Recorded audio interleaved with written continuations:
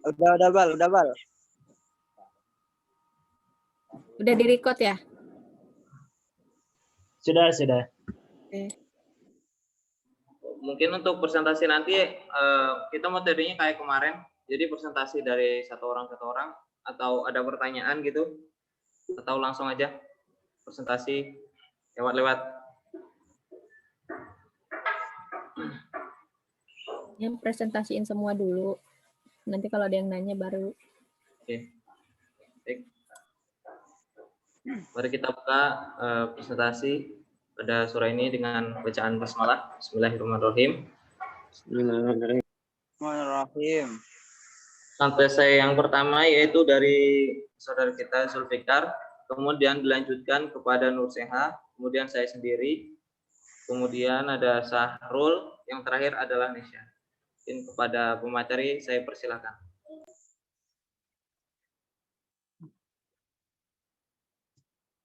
Bismillahirrahmanirrahim. Assalamualaikum warahmatullahi wabarakatuh. Waalaikumsalam warahmatullahi wabarakatuh. Waalaikumsalam warahmatullahi wabarakatuh. Alhamdulillahilladzi arsala rasulahu bil huda wa dinil haq liyudhhirahu 'ala dini kulli wa kafa billahi shahidan amma ba'du. Langsung saja saya presentasi fikih dakwah dengan tema sejarah dakwah masa sahabat Nabi Muhammad atau bisa disebut Khulafaur Rasyidin. Pendahuluan, setelah wafatnya Nabi Muhammad, status sebagai Rasulullah tidak diganti oleh siapapun. Tetapi kedudukan beliau yang kedua sebagai pemimpin kaum muslimin mesti segera ada gantinya. Orang itulah yang dinamakan khalifah, artinya yang menggantikan Nabi menjadi kepala kaum muslimin dalam memberikan petunjuk ke jalan yang benar dan melestarikan hukum-hukum agama Islam. Dialah yang menegakkan keadilan yang selalu berdiri di atas kebenaran. Maka pemerintah Islam dipegang secara bergantian oleh Abu Bakar, Utsman bin Affan, Ali bin Abi Thalib, Umar bin Khattab. Khulafaur Rasyidin adalah para pengganti Nabi, Islam sebagai sebuah ajaran dan Islam sebagai institusi negara mulai tumbuh dan berkembang pada masa tersebut. Dalam Islam, kedaulatan tertinggi ada pada Allah SWT, sehingga para pengganti Nabi tidak memiliki fasilitas ekstra dalam ajaran Islam untuk menentukan sebuah hukum baru, namun mereka masuk pelaksana hukum. Langsung saja, untuk yang pertama, dakwah pada masa Abu Bakar As-Siddiq. Abu Bakar yang memerintah selama 2,5 tahun, tepatnya 2 tahun 3 bulan 20 hari. Walau masa pemerintahannya sangat singkat, namun syarat dengan amal dan jihad. Di saat Abu Bakar memerintah, tiba-tiba Madinah dikejutkan oleh gerakan yang menggerogoti sistem Islam yang meluas hampir ke semenanjung Arabia. Bentuk gerakan tersebut ialah murtad dari agama Islam karena mengikuti nabi palsu yaitu Musailamah Al-Kadzab, Tulaiha Al-Asad, dan Al-Aswad Al-Anasi dari Yaman. Kemudian muncul gerakan keengganan atau membangkang untuk membayar zakat karena mengikuti Malik ibnu Nawirah dari Bani Tamim. Selain menghadapi rongrongan dari dalam Islam sendiri, Abu Bakar juga melakukan ekspansi wilayah keluar daerah di antara hingga mencapai Basrah, Qatar, Kuwait, Irak, bahkan hingga daerah kekuasaan Kaisaran Romawi yang meliputi Mesir, Syria, dan Palestina. Gerakan dakwah yang paling menonjol pada khilafah Abu Bakar ialah mengumpulkan Al-Quran. Alasan utama dikumpulkannya Al-Quran ialah rasa kekhawatiran seorang Umar bin Khattab terhadap masa depan Islam jika kadar intinya yang menjaga Islam dengan Al-Quran gugur satu persatu di medan perang. Yang kedua, dakwah pada masa Umar bin Khattab. Dalam dakwah Umar bin Khattab ini beliau menyempurnakan Fath Irak, yang mana Irak dijadikan pangkalan kekuatan kaum muslimin untuk melakukan kekuasaan ke negeri-negeri Persia lainnya. Irak saat itu meliputi kawasan Kufah, ibu kota Islam pada masa Ali. Kemudian Baghdad, ibu kota Islam pada masa Abbasiyah. Dan Samrah yang didirikan pada masa Murtasim.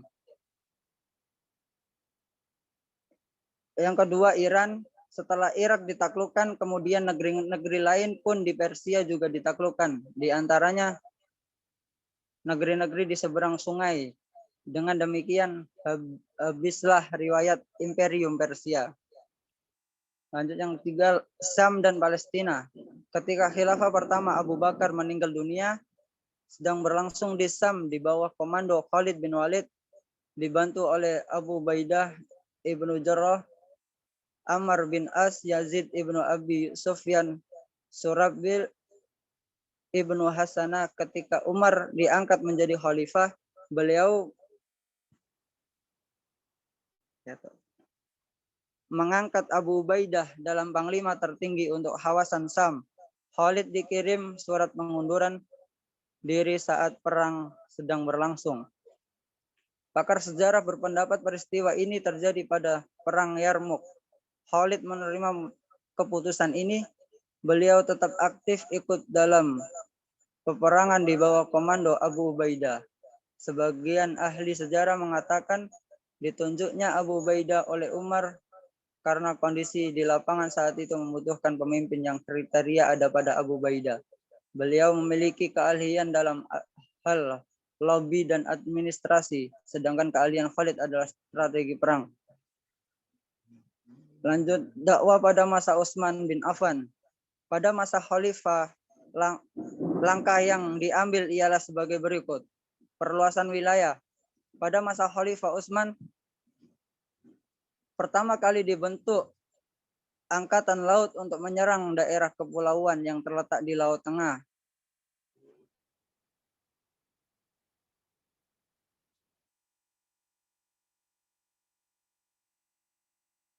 Dulu.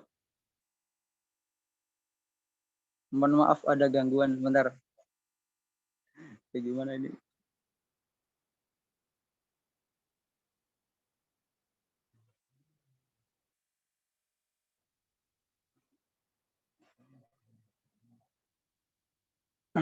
Mohon maaf bentar ya, ada gangguan ini, HP-nya nyelan.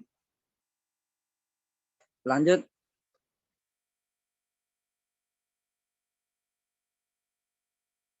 Masa ini juga dibangun kapal perang sehingga dapat menaklukkan wilayah hingga mencapai Asia dan Afrika, seperti daerah Herat, Kabul, Ghazni, dan Asia Tengah, juga Armenia, Tunisia, dan sisa dari wilayah Persia.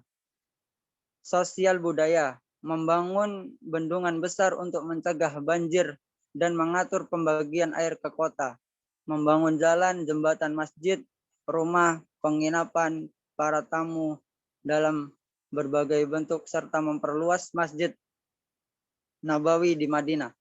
Namun pada pertengahan kedua pemerintahan Utsman retak ditimpa perpecahan yang disebabkan karena kebijakan Utsman dalam mengganti para gubernur yang diangkat Umar yang didominasi dari keluarga Bani Umayyah. Sebagai contoh, Khalifah Utsman mengganti Sa'ad bin Abi Waqqas yang merupakan gubernur Kufah dengan Walid bin Uqbah yang merupakan saudara seibu Khalifah Utsman. Yang terakhir, penetapan Mushaf Utsmani. Lanjut, dakwah pada masa Ali bin Abi Thalib. Gerakan dakwah yang telah dilakukan oleh Khalifah Ali secara garis besar dapat diperinci sebagai berikut.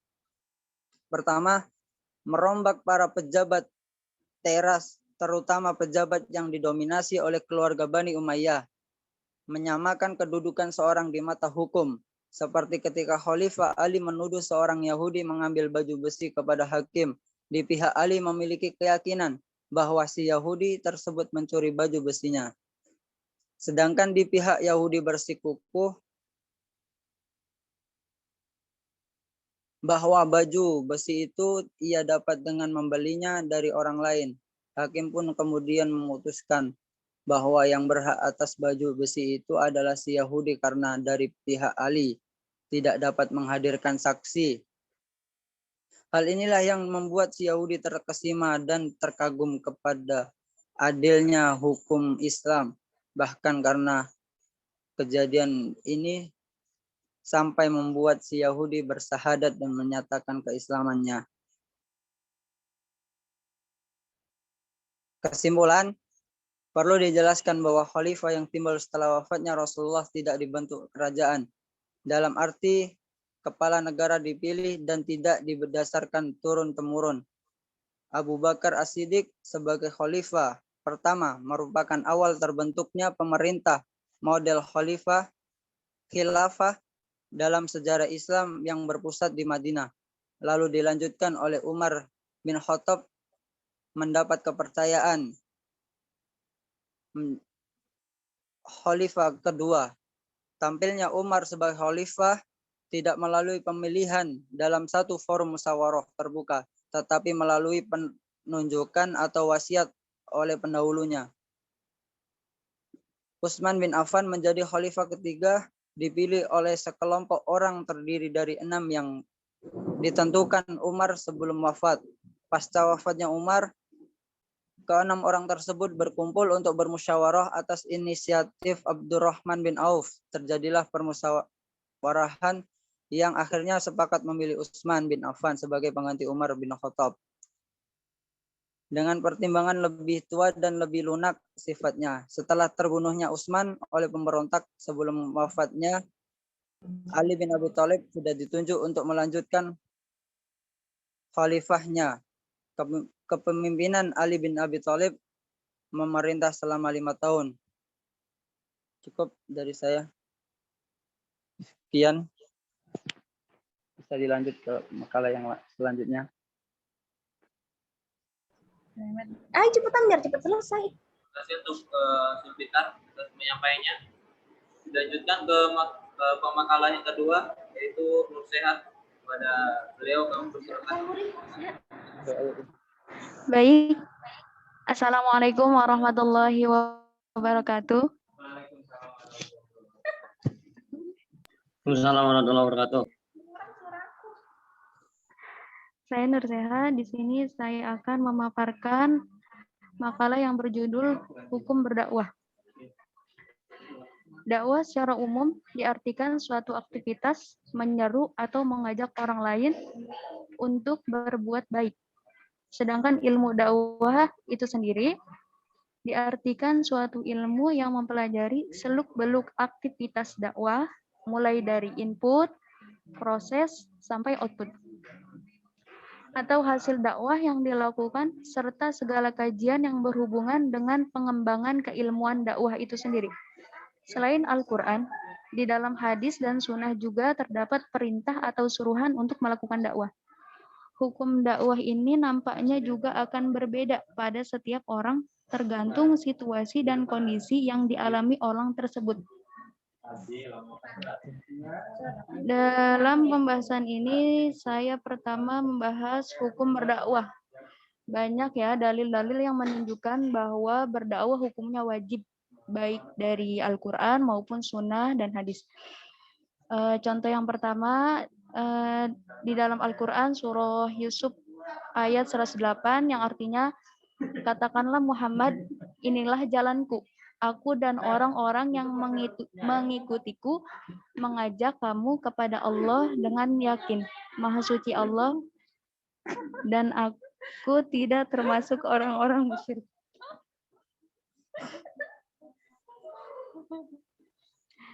Melalui ayat-ayat tersebut, Allah menerangkan bahwa para sahabat Rasul SAW adalah para mubaligh yang bijaksana dan arif. Dan yang pasti sebagaimana yang telah diketahui bahwa mereka adalah para mengikut Rasul dalam cara hidup dan dakwah. Allah berfirman juga dalam surah Al-Ahzab ayat 21. Sesungguhnya telah ada pada diri Rasulullah itu suri teladan yang baik bagimu, yaitu bagi orang yang mengharap rahmat Allah Subhanahu wa taala dan kedatangan hari kiamat dan yang banyak mengingat Allah. Para ulama telah menjelaskan bahwa dakwah hukumnya fardu kifayah bagi para mubaligh yang menepati daerahnya masing-masing. Karena setiap tempat dan daerah membutuhkan para mubaligh. Bila ada satu mubaligh telah melaksanakan kewajiban ini, maka gugurlah kewajiban itu dan untuk para mubaligh yang lain. Dakwah menjadi perbuatan sunnah muakkad dan perbuatan baik saja. Namun, bila tidak ada satupun dai yang melaksanakan kewajiban ini, maka semuanya berdosa. Sebab setiap orang sebetulnya terkena kewajiban untuk melaksanakan dakwah ini sesuai dengan kemampuannya masing-masing.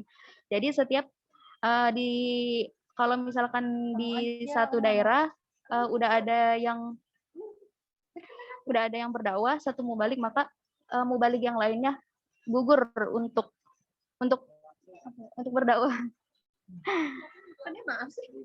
Di zaman sekarang ini cara berdakwah relatif lebih mudah dan banyak metodenya dibandingkan dengan zaman dahulu, seperti melalui radio, televisi, jurnalistik, dan lain-lain. Hal ini karena kemajuan teknologi terus berkembang dan itu dapat dimanfaatkan untuk berdakwah. Yang penting bagi para dai dan cendekiawan menjalankan tugas ini dengan saling bahu-membahu dan menyampaikan risalah Nabi SAW tanpa harus takut cacian dan ancaman orang lain. Yang kedua yaitu kewajiban muslim untuk berdakwah. Akhir-akhir ini nampaknya dakwah menjadi kewajiban untuk setiap ulama dan umara yang memeluk agama Islam. Karena sekarang perkembangan paham-paham yang menyesatkan begitu merajalela, seperti paham materialisme, liberalisme, ingkar sunnah, dan ajaran yang mengingkari hari akhirat. Apalagi perkembangan misionaris Kristiani ada di mana-mana, di setiap negara. Mereka, para ulama dan umarah, harus menyampaikan agama Allah Subhanahu wa taala sekuat tenaga, baik itu melalui tulisan maupun lisan, dan harus bisa memanfaatkan segala sarana yang bisa digunakan untuk tujuan dakwah. Mereka jangan sampai ketinggalan dan kalah langkah oleh kelompok yang lain. Dan mereka tidak boleh hanya menyerahkan kepada orang tertentu saja. Tapi sekarang ini dakwah jauh lebih sangat membutuhkan sikap saling tolong-menolong, kerjasama, dan saling bahu-membahu antar kita dalam menyelesaikan tugas dari segala permasalahan yang timbul dalam melancarkan misi dakwah ini. Selanjutnya kesimpulannya, yang pertama, Al-Quran dan hadis maupun as-sunnah menyuruh umat muslim dan muslimat untuk berdakwah. Menurut kebanyakan ulama, secara umum hukum dakwah adalah fardu kifayah. Artinya, apabila telah dilakukan oleh sekelompok orang, beban kewajiban itu gugur dari yang lainnya. Yang ketiga, dan menurut saya sendiri, hukum dakwah adalah fardu ain agar setiap muslim berbuat, menegakkan dan menyampaikan kebenaran, karena dakwah juga merupakan kewajiban bagi setiap muslim untuk menyampaikan risalah baik yang ada dalam Al-Quran dan hadis maupun as-sunnah. Sekian, wassalamualaikum warahmatullahi wabarakatuh. Waalaikumsalam warahmatullahi wabarakatuh. Waalaikumsalam warahmatullahi wabarakatuh. Terima kasih kepada Nur Seha yang telah menyampaikan makalahnya. Untuk makalah ketiga yaitu saya sendiri. Saya akan share screen dulu. Suaranya kecil, cuy.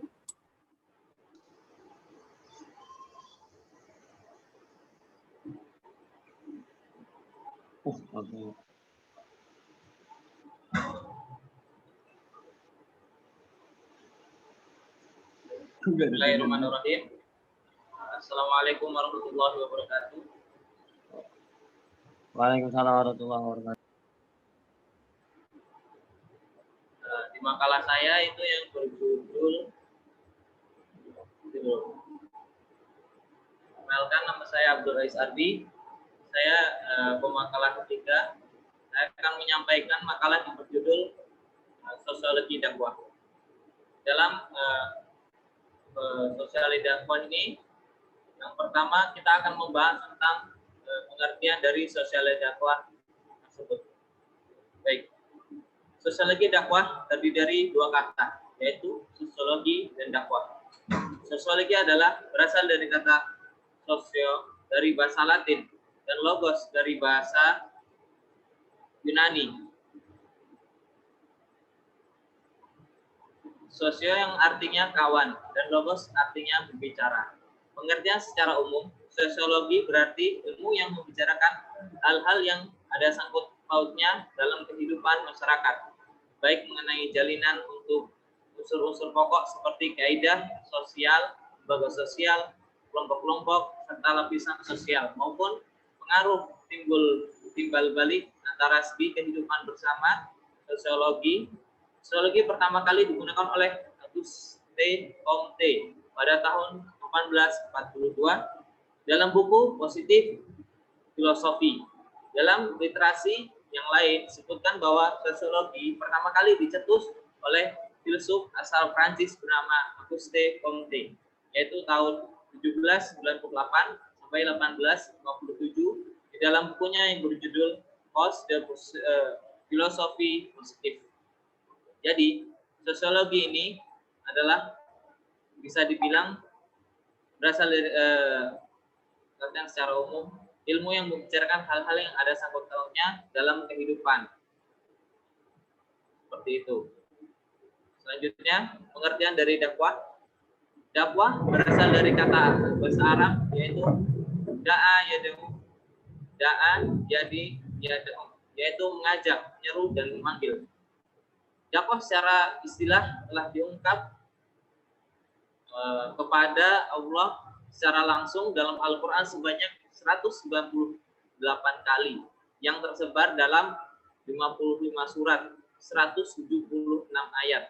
Dalam pengertian secara istilah, banyak ahli berbeda pendapat seperti menurut Adi Sasono. Dakwah adalah secara normatif yaitu mengajak manusia ke jalan kebaikan dan petunjuk untuk ukuran kebaikan dunia dan akhirat atau merupakan transformasi sosial. Sedangkan menurut Adi Dermawan, dakwah adalah ajaran atau seruan untuk mengajak kepada seorang atau kelompok orang untuk mengikuti dan mengamalkan ajaran dan nilai-nilai Islam. Individu yang belum Islam diajak menjadi Muslim dan yang sudah Islam diajak menyempurnakan Islamnya. Dari kedua kata tersebut, yaitu antara sosiologi dan dakwah, kita bisa menggabungkan bahwasanya sosiologi dan dakwah adalah ilmu yang mengkaji dalam upaya pemecahan masalah-masalah dakwah dengan pendekatan sosial. Dan yang menjadi aspek sosiologi dakwah adalah masyarakat. Karena dalam kegiatan dakwah itu terdapat hubungan antara pergaulan sosial, yaitu hubungan antara pelaku dakwah dan mitra dakwah. Dalam hubungan ini perlu dikemukakan bahwa dalam lembaga-lembaga, kelompok-kelompok sosial dan proses sosial terdapat hubungan sosial atau secara teknis disebut interaksi sosial. Dan hasil interaksi sosial ini, maka masyarakat harus mampu mengembangkan dan membentuk tingkah laku yang kemudian menumbuhkan dan mengembangkan sistem dakwah. Dengan demikian, dapat dikatakan sosiologi dakwah adalah ilmu yang mempelajari hubungan dengan semua pokok masalah dalam proses dakwah dan proses sosial. Jadi, sosiologi dakwah merupakan ilmu pengetahuan yang berupa untuk memecahkan masalah-masalah dakwah dengan pendekatan dan analisis sosial. Itu. Kita masuk ke garis besar yang kedua, yaitu tujuan sosial dakwah. Tujuan sosiologi dakwah. Tujuan dari sosiologi dakwah yang pertama adalah menganalisis proses sosiologi beragama. baik dalam keluarga maupun masyarakat. Yang kedua, menganalisis perkembangan dan kemajuan sosial keagamaan. Yang ketiga, menganalisis tingkat partisipasi orang-orang yang memiliki pengetahuan dalam kegiatan dakwah dalam masyarakat. Yang keempat, membantu menentukan tujuan dakwah. Dengan demikian, dakwah yang baik adalah dakwah yang berangkat dari kondisi masyarakat dan hasilnya juga akan memberikan manfaat bagi kemajuan keberadaan masyarakat. Memberikan pelatihan yang efektif terhadap para dai dalam bimbingan sosial sehingga mereka benar-benar bisa melaksanakan tugas dakwah secara cepat dan tepat. Garis baru yang selanjutnya yaitu objek sosiologi dakwah. Dalam objek sosiologi dakwah sama halnya dengan objek sosiologi pada biasanya, yaitu masyarakat yang dalam hal ini adalah mad'u, yang dilihat dari sudut hubungan antara manusia, proses yang timbul, dan dampak dari hubungan tersebut. Atau boleh kita ambil objek sosiologi dakwah secara garis besarnya itu menyangkut 3 aspek, yaitu yang pertama, dai dan mad'u serta perilakunya. Yang kedua adalah kehidupan keberagamaan. Yang ketiga adalah gejala serta proses hubungan antara dai dan mad'u dalam perkembangan mencapai tujuan. Selanjutnya, manfaat sosiologi dakwah. Dalam mempelajari sosiologi dakwah, bagi seorang dai akan mendapatkan manfaat yang besar dalam proses berdakwahnya. Sebab ketika seorang dai mengetahui tentang sosiologi kultur dan pola hidup masyarakat, maka akan mempermudahkan dalam proses berdakwahnya. Beberapa manfaat mempelajari sosiologi dakwah adalah A. Seorang dai dapat mengetahui kebutuhan mad'u. Jadi dalam kita berdakwah, kita mengetahui di mana apa yang dibutuhkan oleh orang yang kita dakwahkan itu. Jadi kemungkinan untuk diterima dakwah itu lebih besar. Yang B, seorang dai dapat mempersiapkan bekal yang sesuai dengan kebutuhan mad'u. Masih berkaitan dengan yang pertama, yaitu kita harus mempersiapkan bekal-bekal seperti ilmu ataupun beberapa bekal-bekal yang harus kita siapkan kepada masyarakat supaya kita terjun itu sudah siap di masyarakatnya. Yang C, seorang dai dapat mengetahui struktur sosial mad'u. Yang D adalah seorang dai dapat mengetahui tingkat kecerdasan dan pendidikan mad'u. Jadi dalam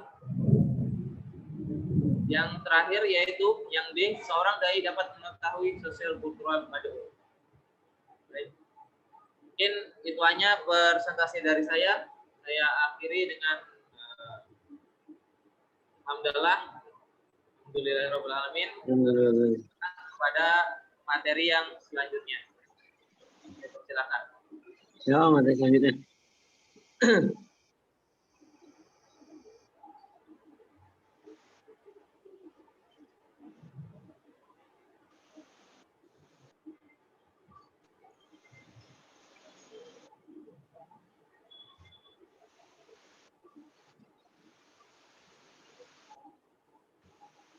Saya Bang ya? Ya. Ya. Bismillahirrahmanirrahim. Assalamualaikum warahmatullahi taala wabarakatuh. Baik, di sini saya Sarul Fauzi Kurniawan ingin menjelaskan tentang lembaga dakwah. Sebelumnya, pengertian lembaga dakwah. Lembaga atau disebut institusi merupakan sebuah organisasi atau badan pengelolaan suatu wadah kegiatan. Pengorganisasian adalah proses pengelompokan orang-orang, alat-alat, tugas-tugas, tanggung jawab, dan wewenang sedemikian rupa hingga tercipta suatu organisasi yang dapat digerakkan sebagai suatu kesatuan dalam rangka mencapai tujuan yang telah ditentukan. Pengertian dakwah. Dakwah merupakan suatu kegiatan yang menjadi hal penting untuk mengajak, menyebarkan, dan menyampaikan agama Islam. Dakwah bertujuan untuk mencegah segala keburukan yang mungkar di bumi Allah SWT. Pelaksanaan dakwah adalah seorang dai yang paham akan ilmu Allah, ilmu-ilmu dalam Islam dan mengerti akan agama Islam. Lembaga dakwah sebagai wadah dalam pelaksanaan dakwah baik dalam pemberian materi, pelatihan dai, dan pengembangan dakwah Islam. Lembaga dakwah adalah sebuah institusi yang bergerak di bidang keislaman. Lembaga dakwah merupakan sarana fungsionalisasi ajaran Islam. Lembaga dakwah merupakan wadah bagi para aktivis dakwah untuk membangun kembali identitas Islam, merangkai kembali unsur-unsur persatuan persaudaraan dan kekuatan Islam untuk membangun umatan wahidah supaya mengokohkan fikroh dan syariah Islam dalam semua sistem kehidupan hingga mengembalikan peran umat Islam sebagai guru dan mercusuar peradaban manusia sehingga Islam menjadi rahmatan lil alamin. Teori kepemimpinan lembaga dakwah. Pentingnya peran pemimpin menduduki peringkat pertama selain sebagai sistem yang telah diterapkan dan disepakati secara bersama. Lembaga dakwah perlu memahami tentang hakikat kepemimpinan dalam mengatur pola pendekatan dakwah yang harus dibangun. Pola-pola yang ada tersebut dihimpun dalam sebuah paradigma lembaga untuk ditransformasikan kepada setiap elemen organisasi tersebut. Karena sama halnya dengan organisasi lain pada umumnya, lembaga dakwah juga dituntut untuk memiliki ritme berkemajuan di tempat tersebut bertujuan untuk membangun citra positif lembaga dakwah di hadapan lembaga lainnya atau negara sekalipun, dan dibutuhkan adanya penguatan dari dalam sebagai bentuk penegasan budaya organisasi serta teladan bagi anggota terhadap cerminan pemimpinnya. Kepemimpinan dalam Islam atau sebuah lembaga Islam seperti yang dijelaskan oleh Bikun dan Badawi ialah seorang Muslim dalam mensifati dirinya baik sebagai seorang pemimpin maupun sebagai pengikut atas pemimpinnya haruslah mendasari segala aktivitas terhadap kitab suci mereka yakni Al-Quran. Mereka juga haruslah mempercayai bahwa Nabi dalam Islam yakni Nabi Muhammad SAW adalah tauladan sepanjang masa. Kedua hal ini saling mendukung bahwa Allah meminta kepada hamba-Nya untuk menjadikan Muhammad SAW sebagai tauladan dan menjadikan sebagai pedoman dalam berakhlak mulia. Kepemimpinan dalam Islam bukan hanya sekedar melayani para masyarakat kecil, jauh dari itu semua. Kepemimpinan dalam Islam bukan pula tergantung pada keadaan tertentu, melainkan menjadikan setiap orang adalah pemimpin bagi dirinya sendiri. Kedua, keberhasilan lembaga dakwah Islam dan pengaruhnya. Sebelum kita mengayunkan langkah berikutnya untuk menyimak masa-masa terakhir dari kehidupan Rasulullah SAW, ada baiknya ya kita memandang sekilas kinerja yang agung dan sekaligus merupakan inti dari kehidupan beliau, yang karenanya beliau berbeda dengan para rasul dan nabi yang lain, hingga Allah mengangkat beliau sebagai pemimpin bagi orang-orang yang terdahulu dan orang-orang di kemudian hari. Karena perintah inilah beliau bangkit lebih dari 20 tahun, memangkul beban amanat yang sangat besar di bumi ini, beban seluruh kehidupan manusia, beban seluruh akidah, beban perjuangan dan jihad di berbagai medan. Beliau memanggul beban perjuangan dan jihad di kancah perasaan manusia yang tenggelam dalam ilusi dan konsepsi jahiliyah, yang berarti beban kehidupan dunia dan yang dilumuri noda-noda syahwat ketika perasaan sebagian orang sudah bisa melepaskan diri dari semua jerat jahiliyah ini.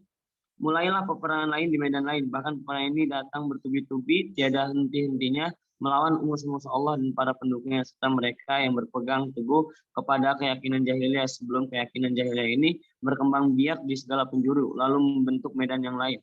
Hampir semua jazirah Arab dirambah peperangan ini, bahkan masuk Romawi pun menggelar pasukan besar untuk menghadapi umat yang baru ini dan bersiap sedia menghadangnya agar tidak merambah ke utara. Begitulah Rasulullah SAW menjalani kehidupan dalam kancah peperangan yang seakan tidak ada ujungnya selama lebih dari 20 tahun. Selama itu pula beliau tidak pernah lalai terhadap satu urusan tertentu karena sibuk mengurusi urusan yang lain, hingga akhirnya dakwah Islam berhasil secara gemilang merambah kawasan yang amat luas. Sulit diterima nalar manusia, seluruh jazirah Arab tunduk kepada dakwah Islam, debu-debu jahiliyah tidak lagi tampak di udara, dan akal yang tadinya menyimpang kini menjadi lurus, sehingga berhala ditinggalkan, bahkan dihancurkan. Berbagai kabilah dan suku bertebaran di mana-mana bersatu padu. Di sana tidak ada sisa kelebihan orang Arab atas non-Arab ataupun kelebihan non-Arab atas orang Arab. Tidak ada kelebihan orang yang berkulit merah atas orang yang berkulit hitam maupun kelebihan orang yang berkulit hitam atas orang yang berkulit merah. Kecuali dengan ukuran takwa, semua manusia adalah anak keturunan Adam dan Hawa, tercipta dari tanah. Kesimpulan, jadi setiap lembaga maupun manapun pasti memiliki kepentingan untuk menegakkan agama Allah. Karena setiap lembaga bertujuan untuk berdakwah, munculnya setiap lembaga dakwah yang berbeda itu adalah fitrah yang berbeda untuk persatuan umat. Sekian dari Sarul Fauzi. Wassalamualaikum warahmatullahi wabarakatuh. Terima kasih atas penyampaiannya Sarul Fauzi. Kepada pemateri yang terakhir yaitu Nesya Salsabila. Bismillahirrahmanirrahim. Assalamualaikum warahmatullahi wabarakatuh. Waalaikumsalam warahmatullahi wabarakatuh. Saya Nesya Salsabila akan memaparkan makalah yang berjudul Psikologi Dakwah. Jadi dalam proses berdakwah ini tentu saja banyak aspek yang harus diperhatikan agar proses dakwahnya berhasil, tidak terkecuali aspek psikologis yang baik seorang dai saat berkomunikasi dengan mad'u. Berdasarkan firman Allah dalam Quran surat An-Nahl ayat 125 dari kata bil hikmah, kemudian Quran surat An-Nahl ayat 126 dari kata isobirin, kemudian surat Toha ayat 44 dari kata qaulan layyinan. Dari ayat-ayat di atas ini, pokok-pokok pandangan psikologi Islam mengenai dakwah diantaranya, yaitu yang pertama, mengapa dakwah harus dilakukan dengan hikmah, kemudian yang kedua, mengapa harus bersabar dalam berdakwah, yang ketiga, menurut psikologi dakwah, apakah dakwah yang disampaikan harus berlemah lembut? Berikut pembahasannya. Yang pertama, dakwah bil hikmah menurut psikologi dakwah. Allah Ta'ala berfirman, memerintahkan Rasul-Nya untuk menyeru makhluk ke jalan Allah dengan cara hikmah, yaitu perkataan yang tegas dan benar. Dalam keseharian, kata hikmah seringkali diterjemahkan dengan bijaksana, yaitu suatu pendekatan yang sedemikian rupa sehingga objek dakwah mampu merealisasikan apa yang didakwahkan dengan kemauannya sendiri, tidak merasa terpaksa ataupun merasa tertekan. Dari pengertian di atas dapat dikemukakan bahwa seorang dai yang bijak mampu menerapkan konsep hikmah dalam makna memiliki bekal ilmu yang mendalam tentang ad-din al-islami, dengan memahami Al-Quran dan As-Sunnah sebagai dasarnya. Mempunyai ilmu tentang psikologi yang akan menuntun juru dakwah bersikap bijaksana dalam menyampaikan dakwah, bersikap proporsional dan profesional dalam memilih materi dan metode, serta teknik penyampaian dakwah sesuai dengan level objek dakwah. Kemudian, sabar dalam berdakwah. Kata sabar makna asalnya adalah menahan atau mengurung. Sabar berarti menahan jiwa untuk tidak berkeluh kesah, menahan lisan untuk tidak meratap, dan menahan anggota badan untuk tidak menampar pipi, merobek baju, dan sebagainya. Sabar di dalam berdakwah memiliki peran amat penting dan sebagai kewajiban bagi seorang dai. Sabar secara umum merupakan kewajiban bagi setiap muslim, namun bagi seorang dai ia lebih dan sangat ditekankan. Oleh karena itu Allah memerintahkan kepada pemimpin para dai dan teladan mereka, Rasulullah SAW, untuk bersikap sabar. Kemudian lembah lembut dalam berdakwah. Cara penyampaian menunjukkan pentingnya materi yang disampaikan dan meresapnya materi dakwah kepada pendengar. Segala tingkah laku seorang dai akan sangat mempengaruhi perhatian dari pendengar. Konsep qaulan layyinan dalam Quran surat Toha ayat 44 ini merupakan suatu model psikologi dakwah antara Nabi Musa dan Harun kepada Fir'aun. Sekalipun Fir'aun adalah orang yang sangat membangkang dan sangat takabur, sedangkan Musa adalah makhluk pilihan Allah saat itu. Musa tetap diperintahkan agar menyampaikan risalahnya kepada Fir'aun memakai bahasa dan tutur kata yang lemah lembut. Kemudian kesimpulan dari makalah ini adalah pokok pandangan psikologi Islam mengenai dakwah diantaranya yaitu yang pertama, dakwah harus dilakukan dengan hikmah, dengan kata-kata yang baik, serta argumentasi yang baik. Kedua, harus bersabar dan optimis dalam berdakwah, sabar akan segala macam kesulitan dan optimis bahwa Allah akan memberikan jalan bagi mereka yang mendapat petunjuk. Dengan demikian, maka seorang dai sebaiknya juga mempelajari ilmu psikologi, baik psikologi dakwah, psikologi komunikasi, dan psikologi Islami, yang merupakan alat bantu bagi juru dakwah untuk memperoleh pengertian yang lebih mendalam tentang faktor-faktor psikologis yang mempengaruhi tingkah laku manusia sebagai mad'u atau objek dakwah, serta untuk mendapatkan pengertian secara praktis mengenai penyampaian dakwahnya dan secara metodologis pada sasaran dakwah agar tujuan dakwah tersebut mampu tercapai. Sekian dari saya. Wassalamualaikum warahmatullahi wabarakatuh.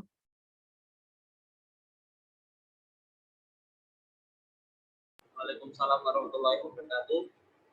Baik, berangkitlah sudah penyampaian dari materi dari kelima orang presentasi pada sore hari ini. Mungkin kalau ada pertanyaan silakan mengajukan kepada tiap-tiap pemakalan Setiap pemakalah mendapatkan satu sajalah, satu pertanyaan dari teman-teman. Ada yang mengajukan pertanyaan kepada pemateri yang sudah menyelesaikan presentasinya. Saya kembalikan lagi ke teman-teman.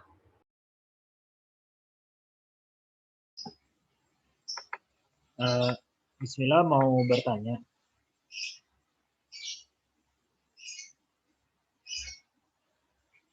Halo? Ya, lu nggak ada bertanya? Silakan, Bal. Oh, ya. Bismillahirrahmanirrahim. Assalamualaikum warahmatullahi wabarakatuh. Izin bertanya soal psikologi dengan dakwah tadi yang disandingkan ya, dengan mengatakan bahwa psikologi kemudian psikologi tentang mad'unya gitu sebagai bagian dari pendukung akan sebuah dakwah. Nah, yang ingin saya tanyakan adalah apakah jika kita hanya mempelajari dakwahnya saja tidak cukup begitu loh? Karena menurut saya pribadi bahwa jika dakwah yang kita maksudkan seperti apa yang Rasul lakukan, maka psikologi itu sudah ada di dalam dakwah. Nah, jadi kalau misalkan kita katakan sebagai psikologi dakwah, bisa jadi itu merupakan sebuah pemisahan atau point of view saja begitu. Nah, boleh minta tanggapannya dari tadi yang menyampaikan Nesya ya? Ya, meminta tanggapannya saja itu bagaimana begitu.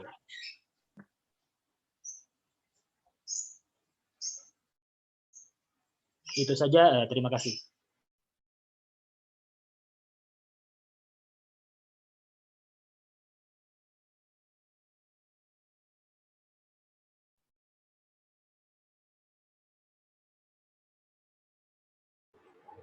Ya, Baik. jadi kedengeran nggak? kedengeran. Tadi Iqbal nanya bagaimana kalau kita mempelajari dakwahnya aja gitu kan? Gitu bukan Bang? Iya, betul.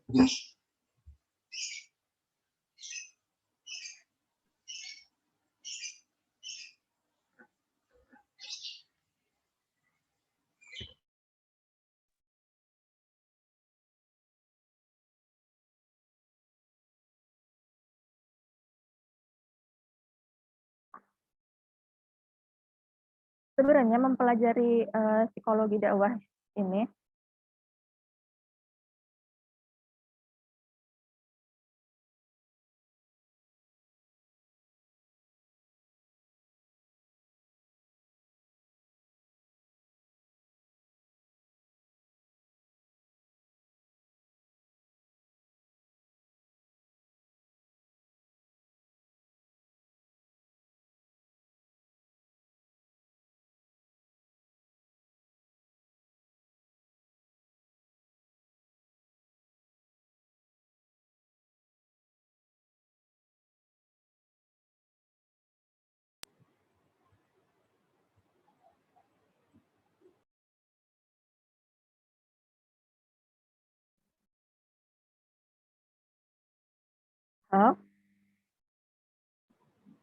Iya, ya. Ya. Aman.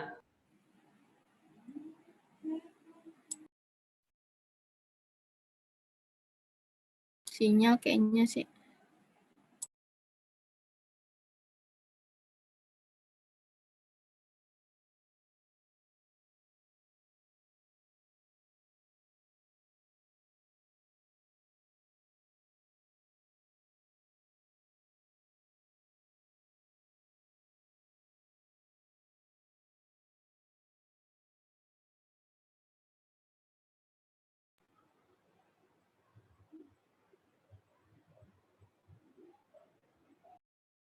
Ya, hujan kayaknya. Nggak ada suaranya. Nesya, lo masih tersambung? Kayaknya masih di Zoom, masih di ruang Zoom. Halo, kedengeran nggak? Iya, kedengeran. Ya, kedengeran. Ya, ya. Sebenarnya kalau kita ingin mempelajari misalnya dakwahnya saja. Itu sebenarnya nggak masalah, cuman mempelajari psikologi dakwah juga dirasakan perlu gitu dalam rangka mengefektifkan pelaksanaan dakwah dan untuk memaksimalkan hasil dari kegiatan dakwah itu. Kan kita harus tahu tentang psikologi mad'u.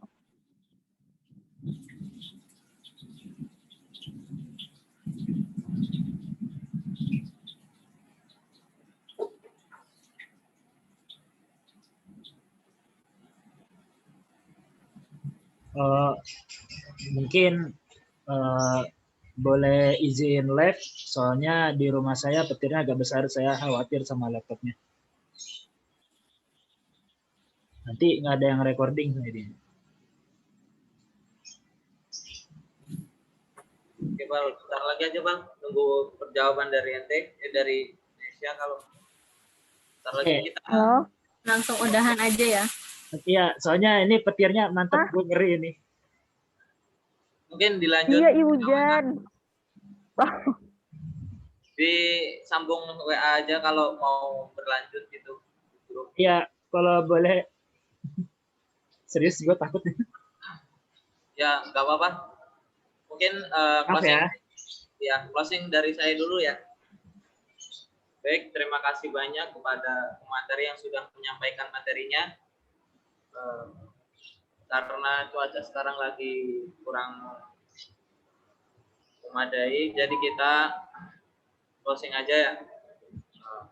Saya akhiri perkuliahan pada sore ini dengan lafal hamdalah, alhamdulillah. Alhamdulillahirrahmanirrahim. Kita tutup dengan doa kafaratul majlis. Subhanallahumma minna subhanallah. Saya akhiri. Assalamualaikum warahmatullahi wabarakatuh. Waalaikumsalam warahmatullahi wabarakatuh.